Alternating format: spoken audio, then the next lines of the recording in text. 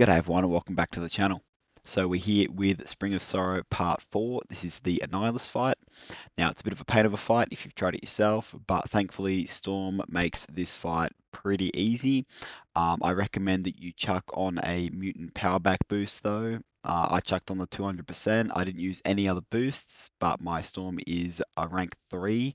So yeah, you could reach similar results with a 7-star rank 1, rank 2, 6-star, any of that.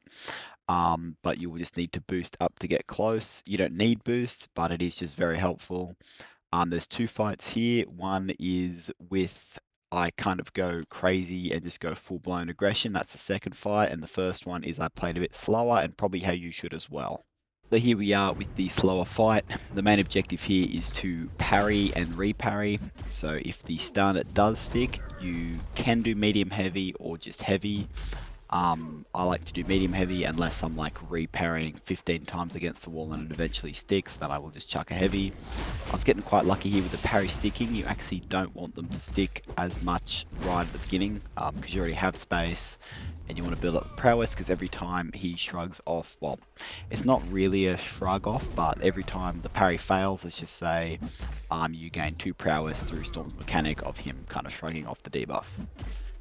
So yeah, the main strat here is just to do that. You just want to reparry if you stun heavy, if you don't stun, reparry. And then it is to parry the hit of the special one. I've messed it up here, and I do mess it up quite a few times in this fight, which is pretty silly because it's really not that difficult there. I just messed it up again. But yeah, that's most of the chip damage I take. I don't actually get hit. I do recommend that you block the special one. The first 2 hits, you can dex it if you're comfortable, but very safe to block, you don't take much damage. And when it comes to the actual like tips and tricks of the fight or whatever, I would probably opt towards, learning how to reparry for sure. And then if you are struggling with, getting boxed in, just keep trying, You will get better at both reparrying Annihilus specifically, and also you'll probably just get better luck. You could have it where, every parry from here on, rest of the fight could all be perfect parries, and I've got 30 prowess, which is enough to finish out the fight. So, that could happen. Just keep trying, keep practicing, don't get discouraged, You could have it like all these could fail, all these, but thankfully that one hits, so I'm able to parry and then heavy, and then cancel into special 2 after the first hit. And then to pause your prowess after the special 2, because you always want to do that. If he has a bit of power, but obviously if he's almost a special 2, you cannot, push him any higher, so you won't be able to pause. But if he's any lower, you can just let Storm walk up to him and then you can heavy. Otherwise, you can medium in and then heavy and then keep chaining if you actually, have that much leeway.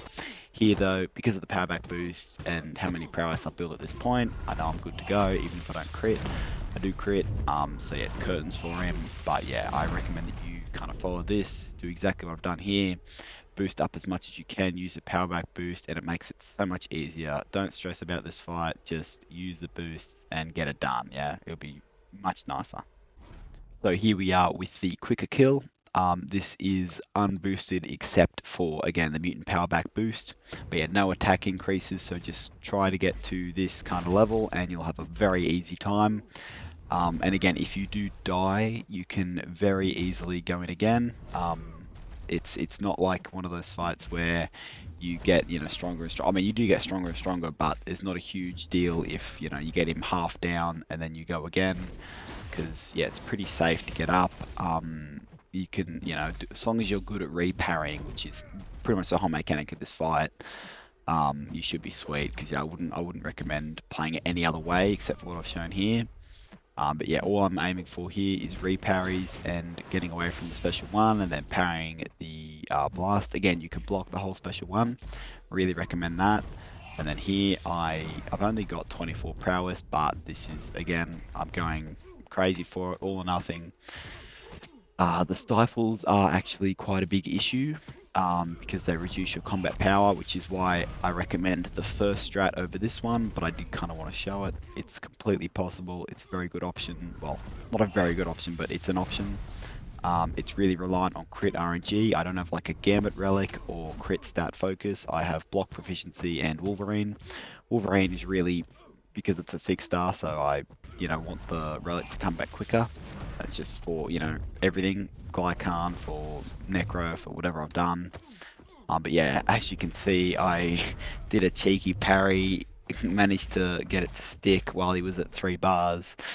And then special one, if it had a crit or if I had have played any slower with my combo, he might have died. But thankfully, 7-star rank 3 has so much health that I just ate his entire special 3. And yeah, that's how it's done. If you did enjoy the video and you found it helpful, please consider dropping me a like and a comment and a subscription. It really helps out the channel.